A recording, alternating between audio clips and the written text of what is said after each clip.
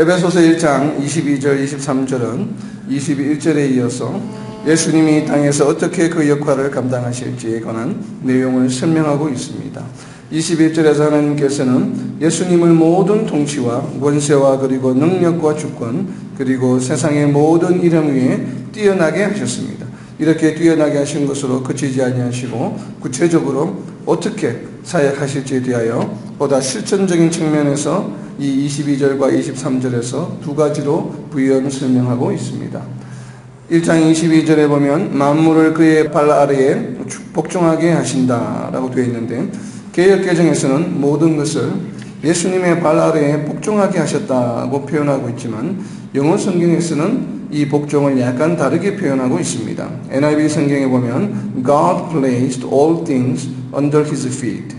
모든 것을 예수님의 발 아래에 두었다라고 표현하고 있습니다. 우리가 흔히 알고 있는 복종이라고 하는 그러한 영어 단어를 쓰지 않고 이 NIV 성경에서 보면 placed, 그러니까 모든 것들을 placed all things, 모든 것들을 under his feet, 예수님의 발 아래에 두었다라고 표현하고 있습니다. 그리고 KJV에서도 has put all things under his feet. 그래서 역시나 이 복종하다는 말을 쓰지 않고 put, 그래서 put all things under his feet 서로 역시 같은 뉘앙스로 put이라는 단어로 표현하고 있습니다. 왜 이렇게 한글 번역처럼 복종이라는 의미로 subject 혹은 obey로 표현하지 않고 place 혹은 put이라는 단어로 번역하고 있겠습니까? 그것은 아마도 헬라어 원어의 그 근본적인 원래의 뜻에 기인하고 있는 것입니다. 이 복종하다라고 하는 헬라어 원어는 후포타소라고 하는 언어인데 to arrange under, to subordinate 해서 무언가에 이렇게 복종하는 것이 아니라 무언가의 순서대로 이렇게 arrange, 배열한다는 뜻을 가지고 있습니다. 이것은 주로 군대에서 사용하는 단어인데 순서를 내포하고 있습니다. 어떤 사람이 다른 사람보다 열등해서 복종하는 것이 아니라 정해진 순서와 역할로 인해 복종하는 것을 의미합니다. 군대에 보면 군대에서는 어떻게 해요? 계급이 높은 상사에게 부하가 무조건 복종하도록 되어 있죠. 그것은 왜 그래요? 그 상사가 부하보다 뛰어나서가 아니라 계급이 높기 때문에 그래요. 그런 것처럼 이 후포타스라고 하는 언어는 어떠한 능력이 뛰어나서 능력이 부족한 사람이 능력이 뛰어난 사람에게 그 능력의 차이에 의해서 복종하는 것이 아니라 정해진 순서로 인해서 그 사람의 명령을 따라서 다른 사람이 그 명령에 순종해야 되는 그런 순서가 정해져 있기 때문에 우리가 복종하는 바로 그러한 복종을 말합니다. 이것이 이제 후포타소라고 하는 단어인데 오늘 본문 1장 22절에도 만물을 그의 발 아래에 복종하게 하셨다고 하는 것도 이 얘기는 다르게 이야기하면 뭐예요? 만물이 바로 예수님보다 우선순위에서 뒤로 간다라는 이야기겠죠. 그래서 하나님께서는 예수님을 세상 모든 것보다 가장 먼저 우선순위에 두셨다는 것을 의미합니다. 그 우선순위에 의해서 만물이 바로 예수님의 명령에 복종해야만 하는 것이죠. 이것이 창조의 질서입니다.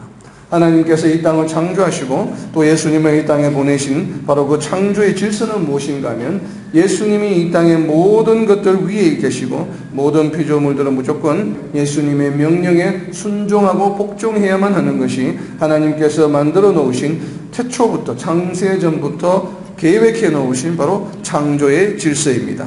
이를 다르게 표현한 것이 바로 두 번째 표현인 22절 후반부에 있는 말씀입니다. 예수님을 만물 위에 교회의 머리로 삼으셨다. 그런데 우리가 영어 번역을 보면 조금 혼돈이 옵니다. NIV 성경에 보면 appointed him to be head over everything for the church 이렇게 번역이 되어 있다 보니까 마치 교회를 위해서 모든 것 위에 머리로 삼으신 것이라고 번역이 가능합니다. 그리고 KJV 성경에서도 보면 gave him to be head over all things to the church. 이게 역시나 NIV와 비슷하게 번역이 가능합니다. 그래서 마치 교회를 위해서 예수님의 만물의 머리로 삼으셨다라고 해석이 가능하기도 합니다. 그런데 예수님은 교회를 위해 모든 것이 머리가 되신 것인가? 아니면 모든 것에 교회를 위해서 머리가 되신 것인가? 뭐 뉘앙스에 조금은 차이가 있겠지만 그러나 우리가 좀 더 정확하게 이해하기 위해서는 골로새서 1장 18절을 우리는 참고할 필요가 있습니다. 골로새서 1장 18절에 보면 그는 예수님이죠. 예수님은 몸인 교회의 머리다. 그리고 이 골로새서 1장 18절에서는 영어 성경에서도 the head of the church라고 해서 분명하게 예수님을 교회의 머리로 번역하고 있습니다. 그렇기 때문에 우리는 이 에베소서 1장 22절 9절에서도 예수님을 교회의 머리로 해석하는 것이 타당할 것입니다. 그렇다면 만물과 교회는 어떤 관계가 있을까요? 에베소서 1장 22절의 표현을 보면 마치 교회가 만물 위에 있는 것처럼 해석될 여지가 있습니다. 물론 교회는 당연히 만물 위에 있어야만 합니다. 그러나 교회와 만물을 어떤 순서적으로 접근하는 것보다는 다른 측면에서 접근하는 것이 필요합니다. 1월 23절에서 구체적으로 부연 설명하고 있는 것입니다. 23절을 한번 보겠습니다. 에베소서 1장 23절에 보면 교회는 그의 몸이니 만물 안에서 만물을 충만하게 하시는 이의 충만함입니다. 23절의 이제 첫 번째 파트에 보면 예수님을 교회의 머리라고 하신 이유 중에 첫 번째가 바로 뭐냐 하면 교회 자체가 뭐냐 하면 교회 자체가 뭐예요? 예수님의 몸이다 라고 했기 때문에 그래요. 교회가 예수님의 몸이고 예수님은 교회의 머리이시다라고 하는 이러한 관계이죠. 그래서 우리가 인간적인 육체에 비유해서 머리와 몸의 관계를 통해 교회와 예수님의 관계를 설명하고 있습니다. 즉 교회와 예수님의 관계는 너무나도 단순하고 명확합니다. 어떤 관계입니까?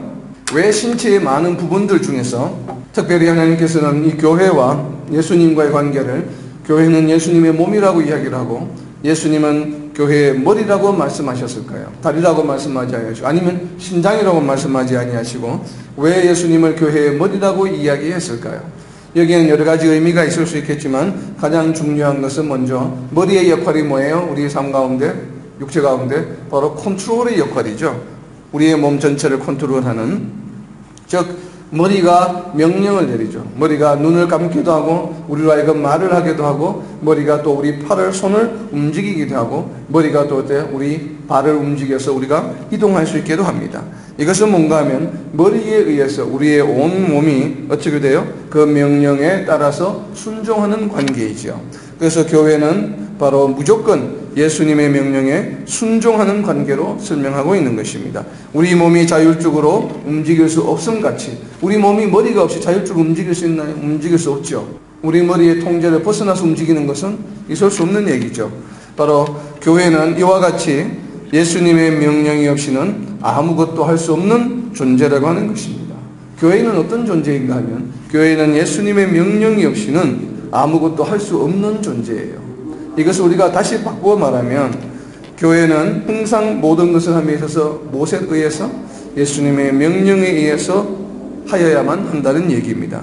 예수님의 명령이 없이 무언가를 인위적으로 한다면 교회가 아니라고 하는 것이죠.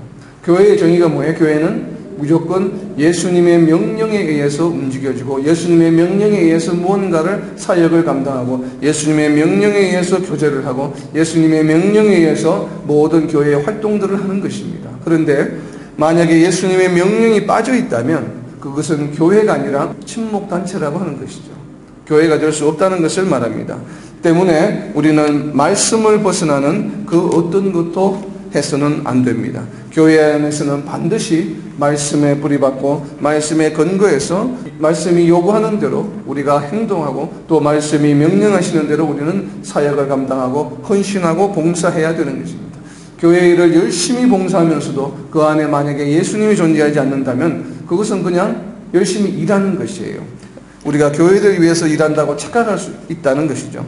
우리가 정말 무엇을 하든지 간에 교회 안에서는 항상 그 안에 그 밑바탕에 무엇이 있어야 합니까? 항상 예수님이 있어야 한다는 얘기입니다. 말씀을 벗어나는 그 어떤 것도 우리는 해서는 안 됩니다. 만약에 우리가 말씀에 벗어나는 것 그리고 혹시 예수님이 존재하지 않는 인위적으로 무엇을 하게 되면 그 결과는 어떻게 될까요? 우리는 그 결과를 계시록 2장 5절에 보면 너무나도 명확하게 하나님께서는 말씀하고 계십니다. 하나님께서는 과감하게 교회의 표지를 옮겨버리시겠다라고 이야기하고 있습니다. 계시록 2장 5절에 보면 그러므로 어디서 떨어졌는지를 생각하고 회개하여 처음 행위를 가지라. 만일 그리하지 아니하고 회개하지 아니하면 내가 내게 가서 내 촛대를 그 자리에서 옮기리라. 여기서 말한 촛대는 요한계시록 1장 마지막에 보면 촛대가 교회라고 상징하고 있죠. 내가 내게 가서 교회를 그 자리에서 옮기리라. 더 이상 교회로 부르지 아니하겠다고 말씀하셨습니다. 요한계시록에서 7교회에 대해서 메시지를 전하시는데 그 첫 번째가 바로 에베소 교회죠. 에베소 교회는 칭찬을 많이 듣던 교회입니다. 말씀에 순종했고 또 너무나도 이 말씀에 순종하면서 여러 가지 우상들이라든지 영지주의라든지 이런 것들을 배격했어요. 절대로 교회에서 용납해서는 안 된다. 그러니까 얼마나 말씀대로 살려고 노력했는지 모릅니다. 그래서 에베소 교회는 하나님으로부터 칭찬을 받던 교회예요. 그런데 그렇게 말씀대로 살고 말씀대로 준수하려고 노력했고 또 말씀대로 여러 가지 이상한 그 우상들이나 니골라당이나 이러한 것들을 철저하게 말씀으로 배격했어요. 그러면 당연히 칭찬을 받았죠. 그런데 이 하나님께서 뭐라고 또 지적하시냐면 그 안에 사랑이 없다라고 이야기하는 거죠. 그러니까 너무나도 율법적으로 교회 생활을 하고 있다. 하나님께서 예수님이 이 땅에 보내신 것은 바로 하나님의 사랑을 우리로 하여금 알게 하시고 이 땅에서 사랑을 실천하기 위함이에요.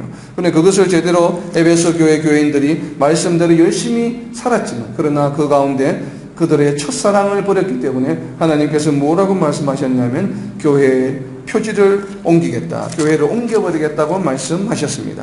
바로 이와 같이 오늘날에도 우리가 정말 많은 교회들이 이 땅에 있지만 우리가 교회에 여러 가지 활동들을 하면서 또 말씀을 전하면서 찬양을 하면서 성도 간의 교제를 하는 가운데 또 교회에 봉사하는 가운데 정말 우리가 그 밑바탕에 정말 예수님이 계신가, 예수님을 향한 사랑이 있는가를 늘 우리는 되돌아보아야만 합니다.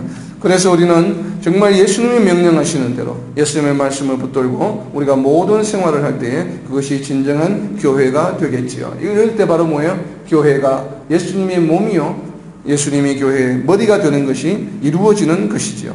자, 그 다음에 두 번째 보면 예수님은 또 교회의 생명이심을 의미합니다. 머리는 바로 우리의 생명이죠. 머리가 없으면 우리는 생명이 끝납니다. 머리가 없이 몸은 더 이상 생명을 유지할 수 없기 때문이죠. 더 이상 몸을 움직일 수가 없게 됩니다. 바로 마비 상태가 되는 것이죠. 교회가 만약 생명을 잃어간다면 그것은 교회가 하는 일들 가운데 예수님께서 함께하고 있지 않기 때문입니다. 방금 우리가 나누었던 것처럼 교회에서 많은 프로그램을 가지고 많은 일을 하지만 그러나 우리가 언뜻 보기에 성도들 간에 혹은 주변에서 보기에 교회에 뭔가 살아있지 않다, 생명감이 없다, 생동감이 없다고 느껴진다면 그것은 바로 뭐예요? 그 안에 예수님이 존재하지 않기 때문에 그래요. 예수님이 없는 그러한 교회는 바로 생명이 없는 교회입니다. 교회 일을 한다고 하면서 서로 미워하고 시기 질투한다면 어떻게 되겠습니까? 각자는 말씀을 지켜 열심히 봉사하는 것 같겠지만 이는 또 다른 에베소 교회를 만드는 것일 뿐입니다. 예수님께서 촛대를 옮겨버리고 싶은 대상이 되는 것이지요.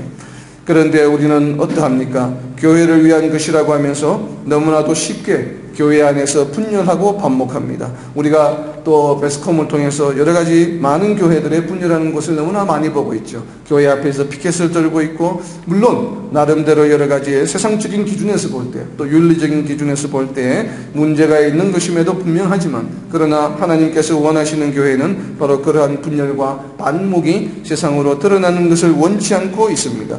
이것을 마태복음 18장에 보면 알 수가 있습니다. 마태복음 18장을 한번 살펴보겠습니다. 마태복음 18장 15절 말씀에 보면 네 형제가 죄를 범하거든 가서 너와 그 사람과만 상대하여 권고하라. 만일 들으면 내가 내 형제를 얻는 것이요. 그런데 이렇게 다행히 말을 들으면 괜찮지만 듣지 않으면 어떻게 하여야 합니까?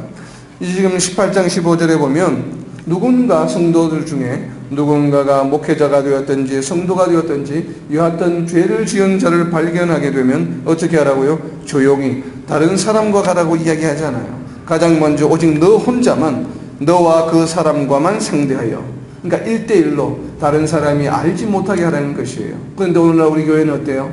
보면 누군가가 잘못을 하게 되면 너무나 쉽게 공론을 하고 많은 사람들로 하여금 알게 합니다. 이것은 절대적으로 하나님의 말씀에 대역하는 것이 됩니다. 마태복음 18장 15절에서 분명히 우리에게 그 방법을 선포하고 있습니다. 이것은 그냥 한 말이 아니고 예수님께서 가르쳐 주신 말씀이에요. 예수님께서 직접 선포하신 말씀이에요. 그러한 문제가 있으면 어떻게 한다고요? 너와 그 사람과만 상대하여 권고하라. 그러니까 1대1로 그렇게 해서 그 형제가 회개하고 돌아오면 어떻게 된 것이에요? 네 형제를 얻었다라고 표현합니다.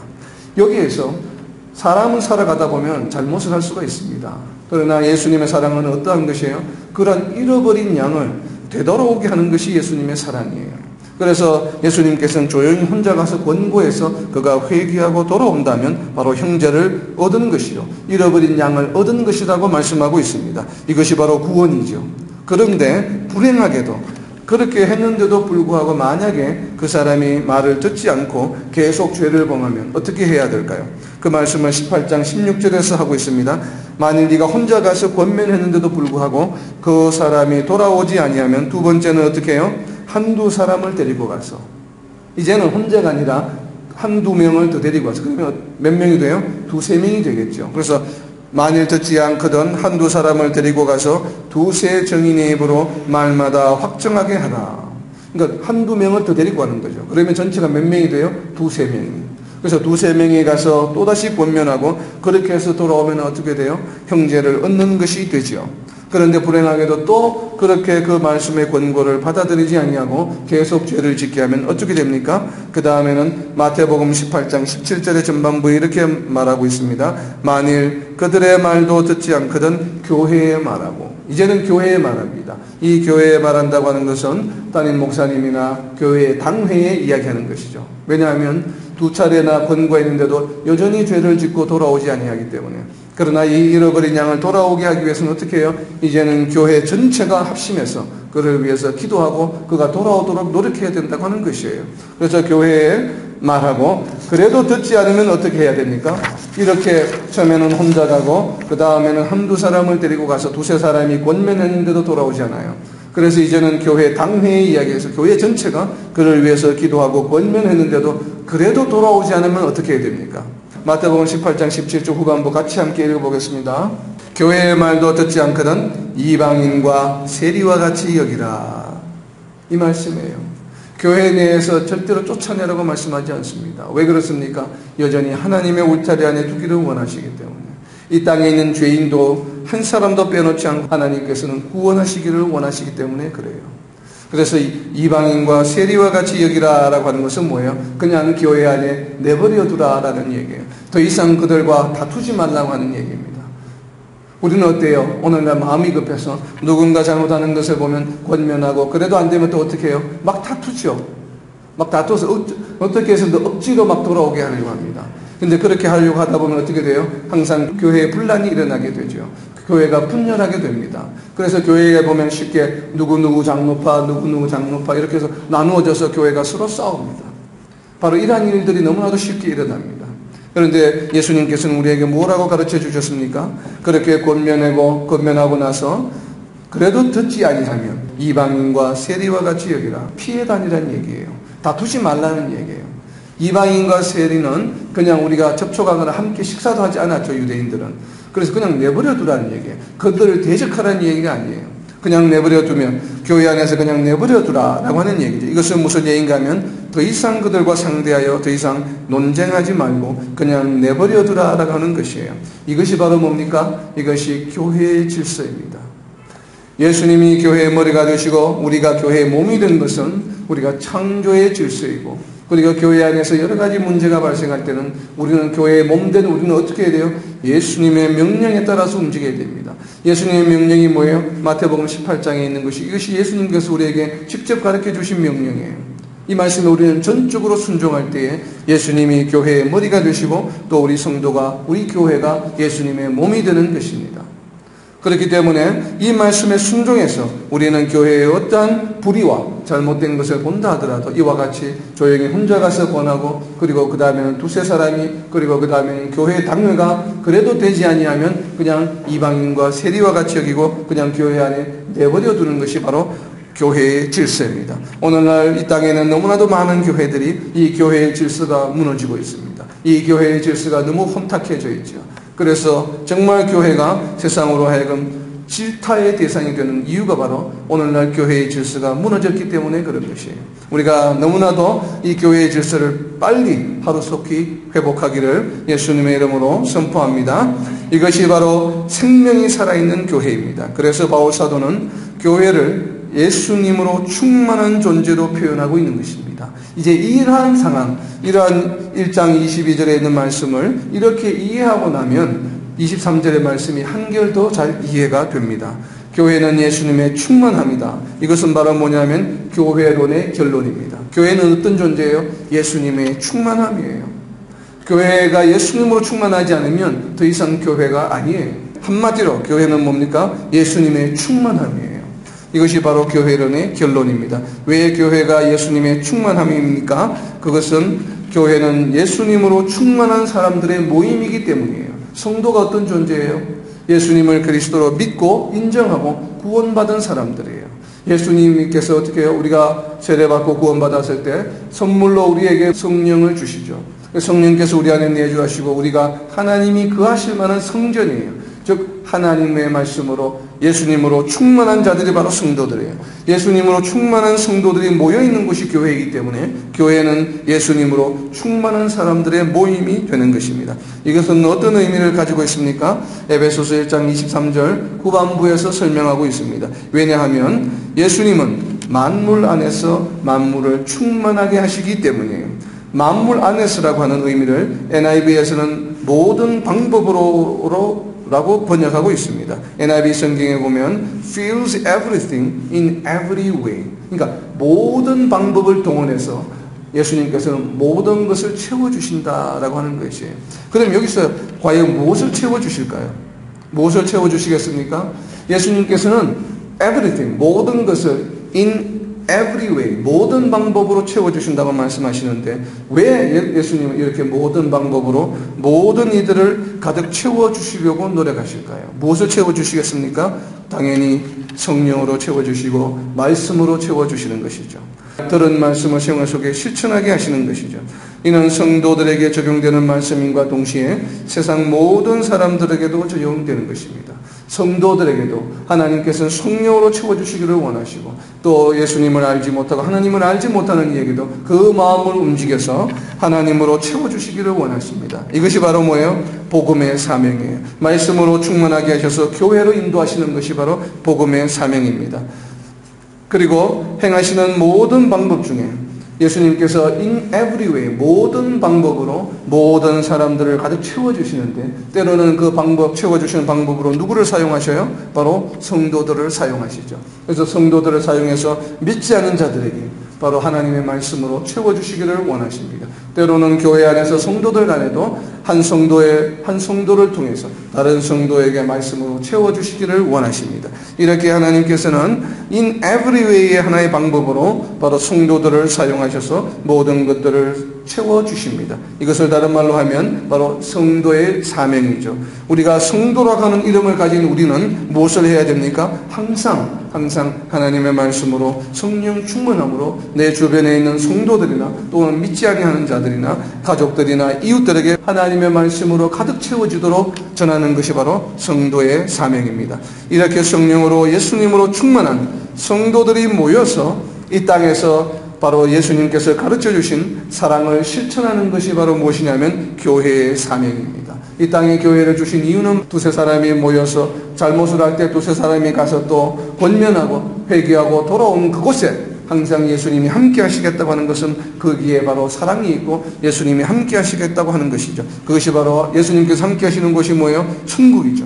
교회는 바로 이 땅에서 천국의 삶을 우리가 실천하는 곳이 바로 교회입니다. 이것을 다시 말하면 교회의 존재 이유이죠. 이 땅에 교회가 존재하는 것은 우리로 하여금 성도들이 이 땅에서 천국의 삶을 살아갈 수 있도록 하시기 위해서 우리에게 교회가 예수님의 몸이 되도록 허락하여 주셨고 그 교회의 머리로 예수님을 삼아 주셨습니다. 이것이 바로 이 땅에서 교회가 존재하는 이유입니다. 말씀을 맺겠습니다.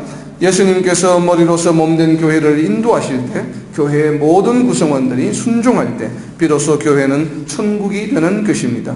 예수님의 사랑을 본받고 예수님의 말씀을 사모하며 그 말씀을 사랑으로 실천함으로 이 땅에서 구원을 이루는 삶을 살아가는 저와 여러분이 되시기를 예수님의 이름으로 선포합니다. 아멘.